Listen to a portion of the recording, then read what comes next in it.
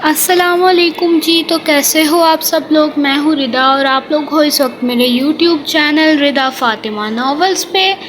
سب سے پہلے تو شکریہ کہ فائنلی 100 سبسکرائبرز ہو گئے، پتہ نہیں اور زیادہ کب ہوں گے، اور میں انتظار کروں گی کہ آپ لوگ سبسکرائب وغیرہ کرتے رہو۔ دوسری بات یہ کہ اگر ناول پسند آئے تو چینل کو سبسکرائب کر دو، ویڈیو کو لائک شیئر کمنٹ کر دو، اور ملیحہ کی ناول کو میری کوشش رہتی ہے کہ میں پوسٹ کر دیا کروں اس کی ناول بھی، لیکن بات یہ ہوتی ہے کہ وہ اپنی ناول اس نے ابھی تک اپنی لکھی نہیں ہے، تو جب وہ اپنی ایپیسوڈ ریڈی کر لے گی تو پھر میں انشاءاللہ وہ بھی پوسٹ کر دوں گی، اور پیچھے کے شور کو اگنور کرنا۔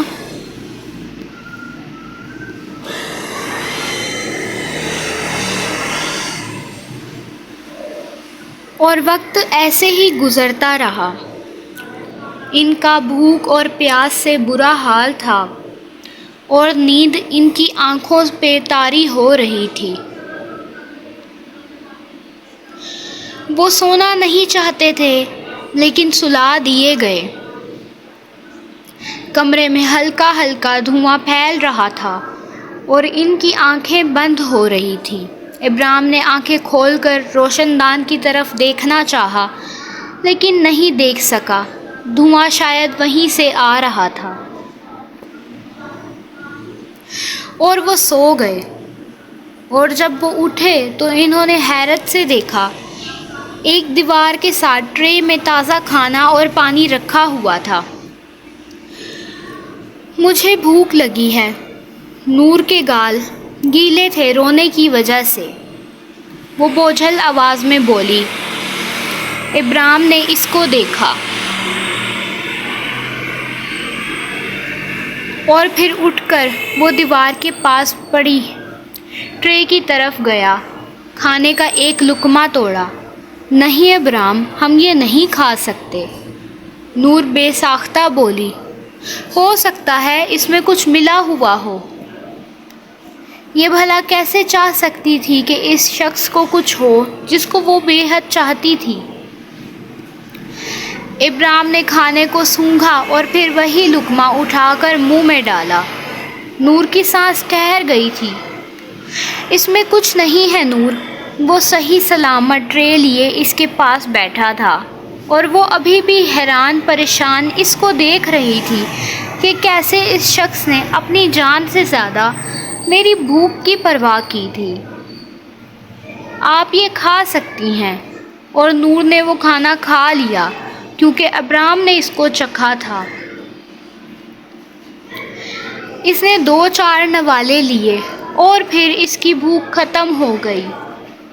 ابرام نے بوتل میں سے پانی کا گھونٹ بھرا اور پھر بوتل نور کی طرف بڑھا دی۔ اس نے بوتل پکڑ لی لیکن نور نے پانی نہیں پیا۔ کیا ہوا؟ آپ پانی کیوں نہیں پی رہی؟ کچھ نہیں، ویسے ہی۔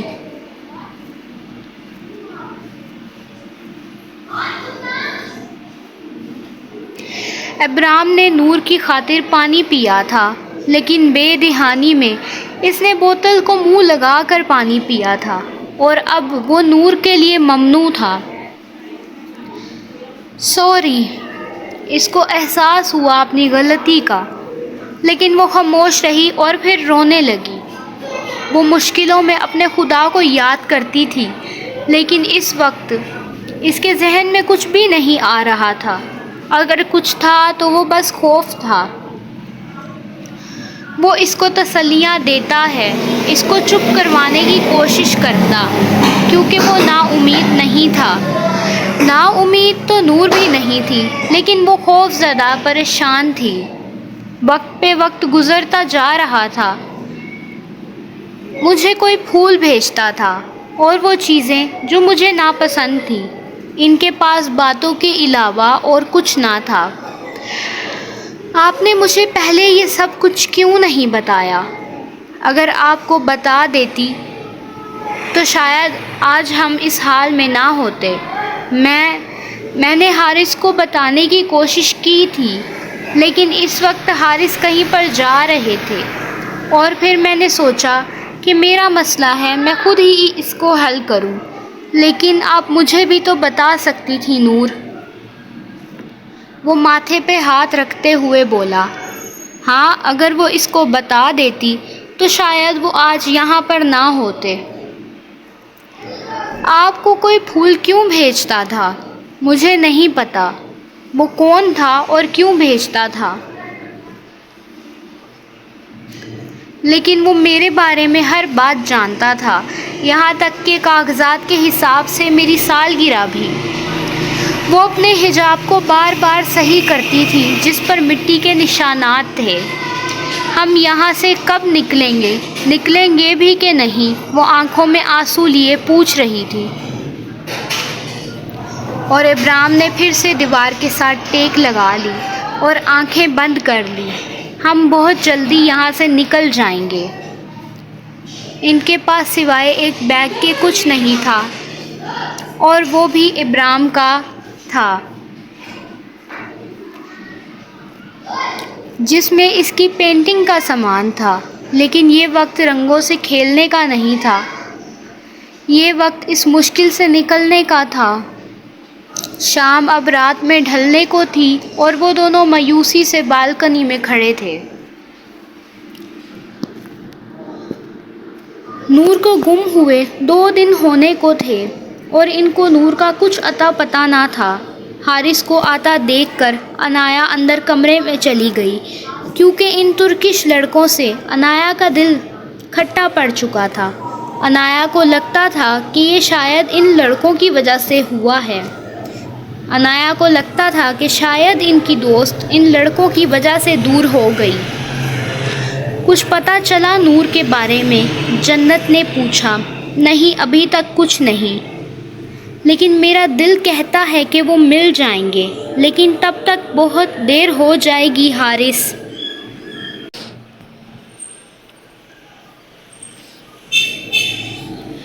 تمہیں پتہ ہے وہ بہت خوف زدہ ہوگی وہاں پر، لیکن ابرام اس کے ساتھ ہے، اور جب تک وہ ہے تو نور کو یہی تو بات خوف زدہ کرنے والی ہے حارث۔ ابرام اس کے لیے ایک انجان شخص ہے۔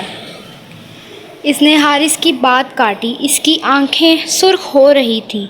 وہ پوری رات روئی تھی نور کے لیے۔ دوست کھو جائیں تو سکون چلا جاتا ہے، خوشیاں برباد ہو جاتی ہیں، پر جنت اس کے پاس الفاظ نہیں تھے۔ ہر انسان کو کسی بات کا خوف ہوتا ہے حارث۔ تمہیں پتہ ہے نور کو کس بات کا خوف ہے؟ کہ کوئی اس کے اوپر انگلی نہ اٹھائے، بھلے ہی لوگ اس کو برا بھلا کہیں یا اس کے خلاف یا اس کے اخلاق کو کہیں، لیکن اس کے کردار پر انگلی نہ اٹھائیں۔ اور اب جو اس کے ساتھ ہوا ہے، اس کے بعد لوگ اس کے کردار پر انگلی اٹھائیں گے، وہ یہ سب کیسے سہے گی؟ لوگ اس کو کیا کہیں گے؟ وہ کہہ رہی ہے ایک انجان لڑکے کے ساتھ۔ جنت کی آنکھوں سے اب آنسو گر رہے تھے اور حارث چپ چاپ وہاں کھڑا رہا۔ انسان کتنا بے بس ہوتا ہے نا، کچھ بھی اس کے اختیار میں نہیں ہوتا، نہ محبت اور نہ عزت۔ وہ ابھی تک بالکنی میں کھڑے تھے جب صوفیہ ان کی طرف بھاگتی ہوئی آئی۔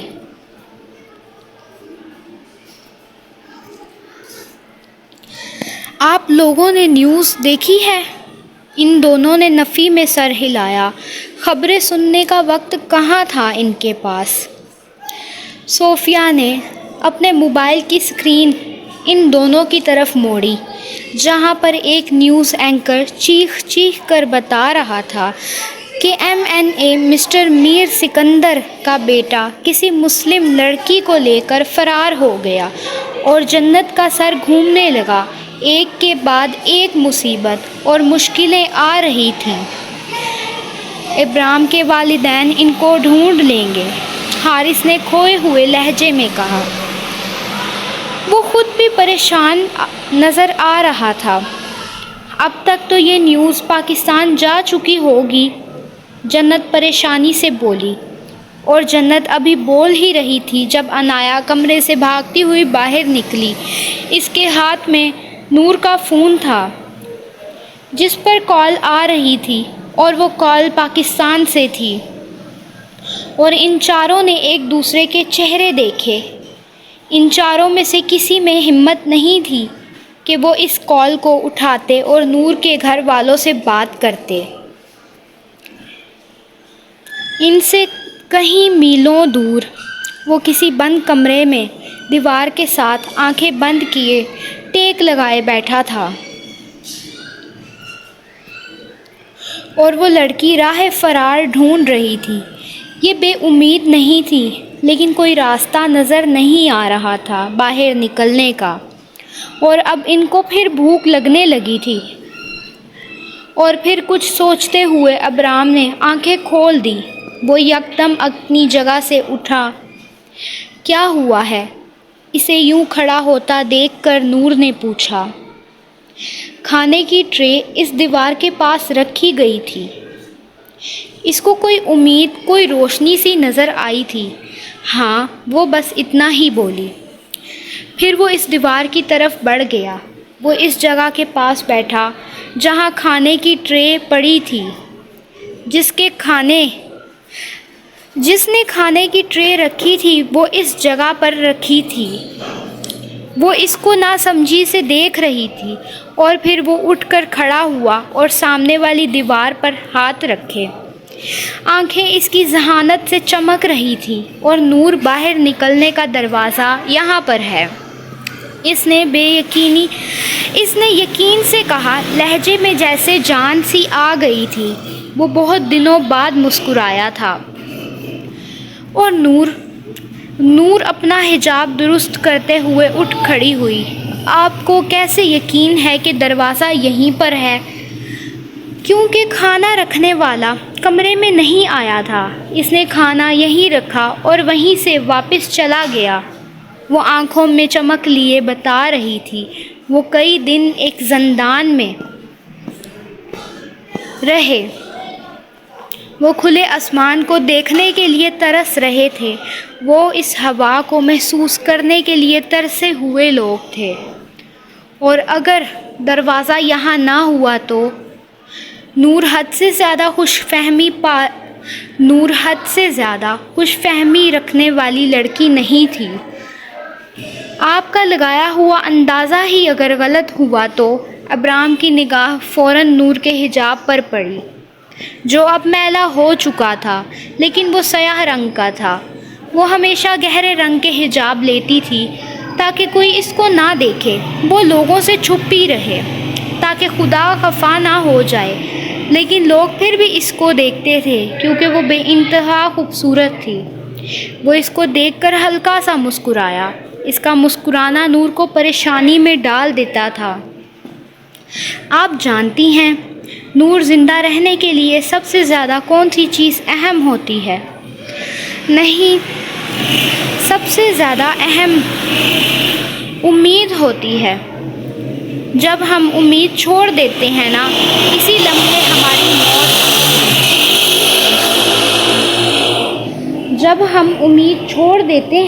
اسی لمحے ہماری موت واقع ہو جاتی ہے۔ ہم زندہ ہوتے ہوئے بھی زندہ نہیں رہتے۔ اس کی بات نے نور کو خاموش کر دیا۔ آخر وہ اتنا ذہین کیسے تھا؟ وہ اپنے ہاتھوں سے دیوار کو ٹٹول رہا تھا۔ وہ بس خاموشی سے اس کو دیکھے جا رہی تھی۔ کبھی وہ دیوار کو تھپکتا، کبھی دیوار کے ساتھ کان لگا کے کچھ سننے کی کوشش کرتا، اور اسی وقت نور کی آنکھیں حیرت سے پھیل گئیں جب اس نے اس دیوار میں دراڑ آتے دیکھی۔ دروازہ کھلا نہیں تھا، اس کو کھولا گیا تھا۔ ابرام نے پوری طاقت سے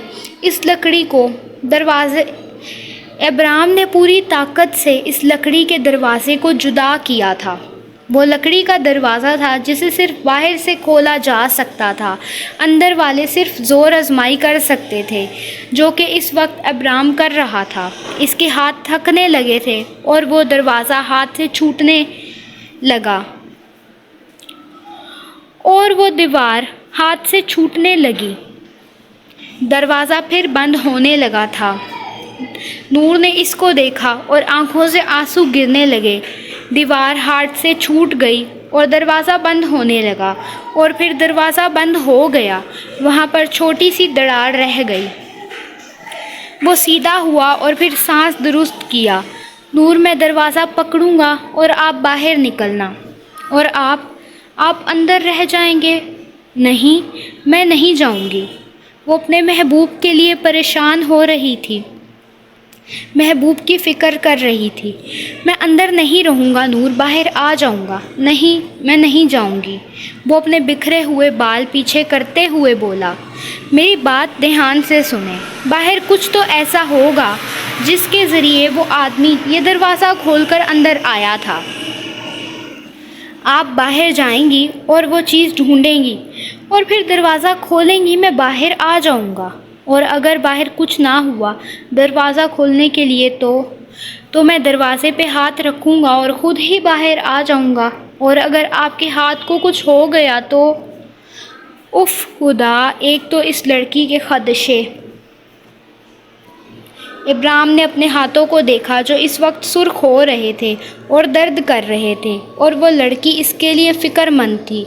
کچھ نہیں ہوگا نور، مجھے میرا یقین کریں، آپ پریشان نہ ہوں۔ اتنا کہہ کر اس نے پورے زور سے اس دروازے کو پھر الگ کیا۔ پسینے کے قطرے ماتھے سے گر رہے تھے۔ وہ چند لمحے پریشانی سے کھڑی اس کو دیکھتی رہی اور پھر نہ چاہتے ہوئے بھی دروازے سے باہر نکل گئی، اور اس کے ہاتھ سے خون کا پہلا قطرہ گرا تھا۔ وہ باہر نکل گئی اور ابراہیم اندر رہ گیا۔ اس دیوار نے ان دونوں کو جدا کر دیا تھا اور وہ دیوار ان دونوں کے درمیان میں آ گئی تھی۔ چینل کو سبسکرائب کر دو، ویڈیو کو لائک شیئر کمنٹ کر دو، اور بیچ کی غلطیوں کو اگنور کرنا۔ اور دوسری بات یہ کہ دوسری بات کچھ بھی نہیں، باقی خدا حافظ۔